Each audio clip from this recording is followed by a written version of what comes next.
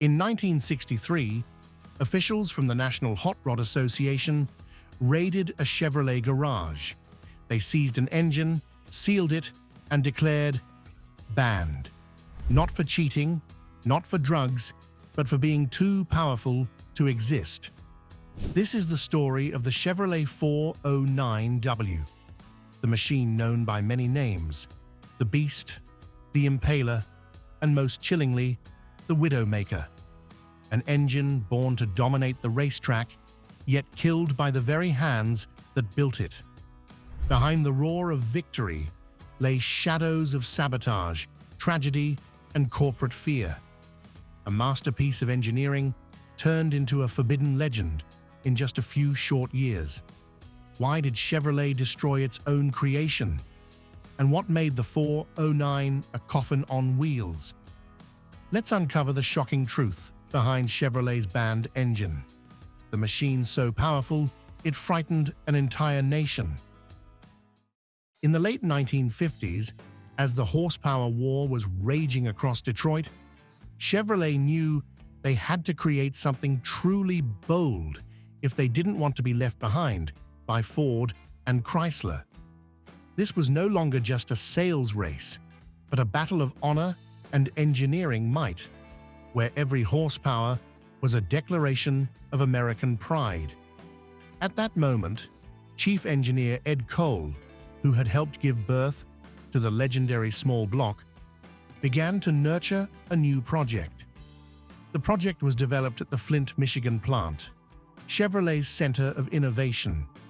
From there, hundreds of drawings and thousands of hours of testing were carried out, all in pursuit of one single goal: to create the most powerful engine Chevrolet had ever built for a production car.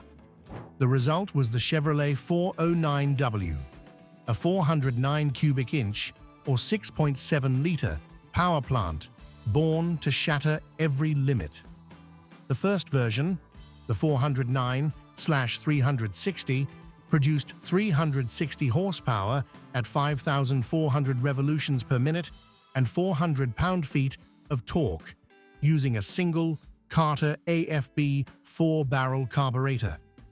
But that was only the beginning. The following year, Chevrolet released the 409/380, boosting power to 380 horsepower while maintaining that massive 400 pound-feet of torque, a figure that easily surpassed Ford's 406 and Pontiac's 389 engines of the time. However, the true peak came in 1963 with the 409/400 version, and especially the 425 horsepower variant equipped with dual 4-barrel carburetors, an 11.25-to-1 compression ratio, and a solid lifter performance camshaft. Those who had the chance to drive it described the experience as riding a fire-breathing beast, powerful, fierce, and nearly untamable. So why was it called 409W? The letter W wasn't due to the shape of the block itself, but because of the 11-degree valve angle, which created a combustion chamber that resembled a W when viewed from the side. This design allowed the intake charge to flow more efficiently, improving combustion performance while reducing the overall engine height, a major advantage for high-performance Impala and Biscayne models. From professional racers to local dragstrip heroes, everyone had their own nickname for this beast, and each name told a different chapter in its legendary story. The first nickname was the Beast, because no one could truly control the 409. With its dual 4-barrel carburetors and high compression ratio, even the slightest misadjustment could cause the engine to roar, spit fire, and scare the driver. It was a machine you didn't tame, you simply tried to hang on. On the racetrack, when an Impala SS equipped with the 409 crushed Ford's 406 and Pontiac's 421, people started calling it the Impaler, a clever play on the Impala name, symbolizing an unrelenting predator. But in popular culture, the 409 was immortalized through music. In 1962, the Beach Boys released their song 409, celebrating Chevrolet's power. The roaring engine sound in the song was actually recorded from the Wilson family's own Impala 409, turning the 409 into a timeless icon of American pride during its golden age. And the most chilling nickname of all, Widowmaker, came from NHRA officials who believed its power was simply too dangerous to be allowed to exist. In 1962, the Pomona Dragstrip witnessed a fateful moment. Racer Don, the Snake Nicholson, piloted his Impala SS 409 to the finish line in 13.7 seconds, mercilessly defeating the Ford 406 and Pontiac 421. The crowd erupted in cheers, while NHRA officials fell silent. They understood that a new era had just begun, and it carried Chevrolet's bow tie emblem. Shortly after, Hayden Proffitt made history by taking the special Z11 version, featuring an extended piston stroke and reworked cylinder heads, down to 12.9 seconds, becoming the first stock car to break the 13-second barrier. The press described it as a beast escaped from the lab, while rivals called it the Chevy that broke drag racing. The 409 wasn't just fast, it was versatile. A racer could drive his Impala 409 to the track, compete, and then drive it home afterward. It was both a race car and a street car, something Ford and Chrysler simply couldn't achieve at the time. In 1963, after a series of 409 victories on the Dragstrip, Chevrolet suddenly found itself blocked by both rivals and regulators.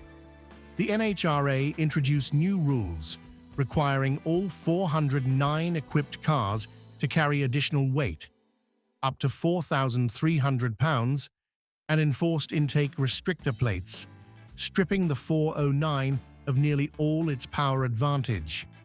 These changes were no coincidence. Internal documents later revealed that Ford and Chrysler had heavily lobbied the NHRA, demanding to level the playing field. Some racers, like Dick Harrell, even accused officials of deliberately banning the 409 out of fear it would continue to dominate. At the same time, GM issued an official ban on racing. Publicly, they claimed it was for safety reasons, following a series of Corvair-related accidents. But behind the scenes, it was a political maneuver, meant to avoid antitrust scrutiny within the automotive industry. Chevrolet was forced to halt all technical support, discontinue high-performance parts, and leave private racing teams to fend for themselves. The result was devastating. Hundreds of racers abandoned the 409, many cars were dismantled, and once bustling garages fell silent. After the 409 was shackled by restrictions and bans, public attention shifted to another narrative: the deadly accidents associated with the engine. In 1962, in Los Angeles, a Chevrolet Biscayne 409 participating in a street race lost control at over 110 miles per hour, rolling several times and killing 2 young men. The press quickly plastered headlines: 409, the coffin on wheels. That phrase spread like wildfire, and the nickname Widowmaker was born. It was no longer a title of honor, but a chilling warning.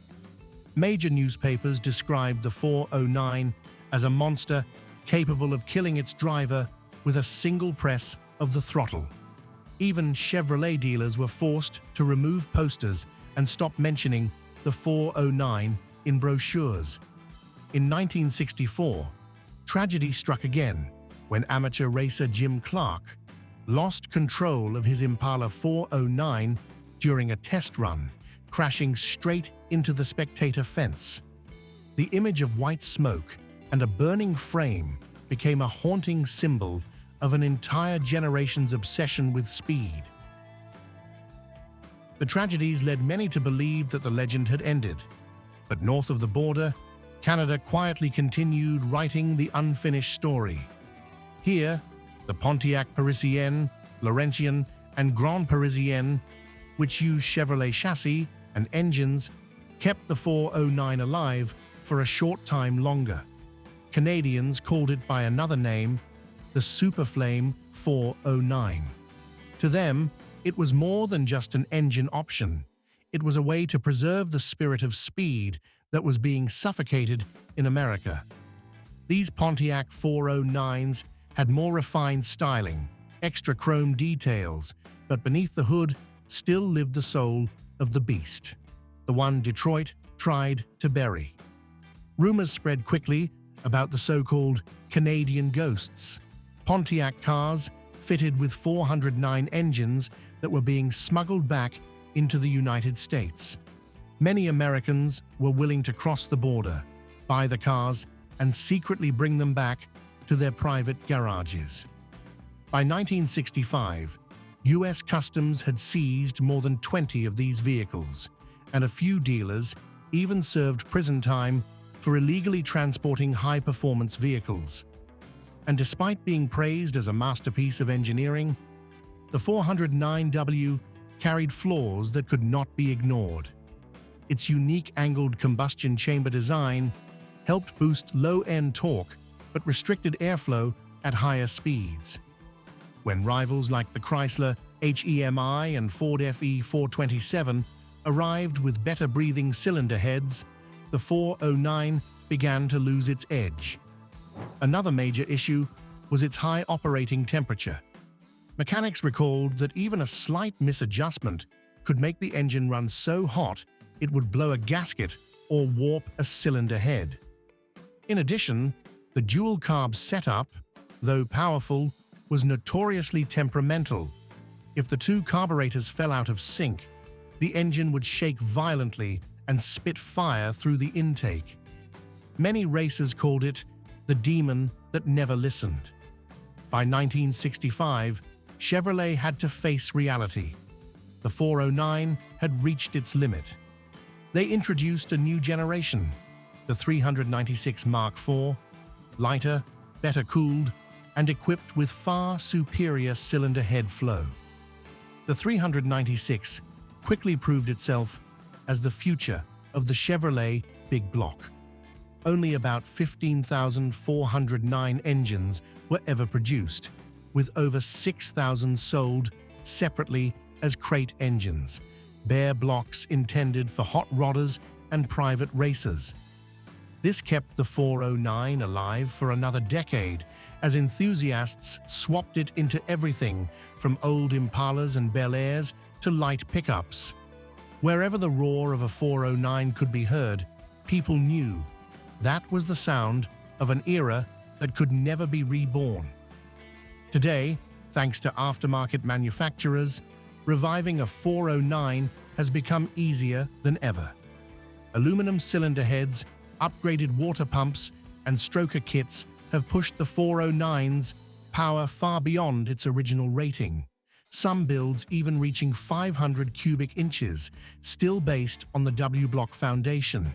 And though it was killed by its own parent company, the 409 lives on in the hearts of car lovers as a symbol of rebellion and pure passion. It was more than just an engine.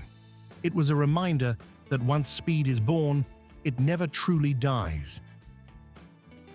If you've ever been lucky enough to hear the roar of an Impala 409, you know, there are sounds that can't be replicated, only felt with the heart. And now, I want to hear your story. If you had the chance to own an original 409, would you keep it as a symbol of the past or awaken it to roar again on today's streets? Share your thoughts in the comments below. And don't forget to subscribe so we can continue exploring more mechanical legends, the machines that were once banned but never forgotten.